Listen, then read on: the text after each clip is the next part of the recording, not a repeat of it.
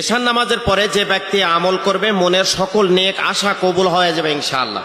যে এশার সালাত আদায় করে এশার নামাজের পরে এই আমল করবেন, মনের সকল আশা, এমন কোনো আশা নাই যে আশাটা আপনার কবুল হবে না। কোরআন আর হাদিস মিথ্যা মেসেজ দেয় না, অবশ্যই অবশ্যই এটা কবুল হয়ে যায়। যে আমলটি আপনি করবেন অসুস্থতা দূর হয়ে যাবে যে আমল করলে। এরপরে স্বামী স্ত্রীর মধ্যে মহব্বত বৃদ্ধি করবে যে আমল করলে। অভাব অনটন দুর্ভিক্ষর ভিতরে আছেন, কোনোভাবে অভাব অনটন বাড়ি থেকে দূর হচ্ছে না, আপনি বহু টাকা কামাই করছেন কিন্তু পকেটে কোনো টাকা থাকে না, এসার পরে আমলটা করবেন, অবশ্যই একটা ফল পাবেন। বালা মুসিবত দূর হয়ে যাবে। বিভিন্ন মুসিবতের মধ্যে আছেন, আপনি মুসিবত কাটছে না, এই আমলটি করবেন, কঠিন কঠিন বিপদ থেকে আল্লাহ পাক আপনাকে হেফাজত করবেন।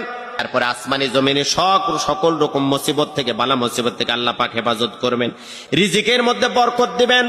এশার সালাত আদায় করুন, নম্র আর ভদ্রতার সাথে আপনি বসে যান, বিনয়ের সাথে আল্লাহ পাকের কাছে এই মেসেজটি দিবেন। ইয়া মালিকু 7 বার করতে হবে আপনাকে, না মালিকু 7 বার, ইয়া কুদ্দুসু 7 বার। এটা আপনি কন্টিনিউ যদি আমলটা ধরে রাখতে পারবেন, আপনি নিজে চোখেই দেখতে পাবেন যে আপনার এই আমলটা করার কারণে আপনি নিজের চোখে ফলাফল পাবেন ইনশাআল্লাহ। আল্লাহ পাক আমাদের সকলকে ধৈর্য সহকারে এই আমলগুলো করার তৌফিক দান করুন।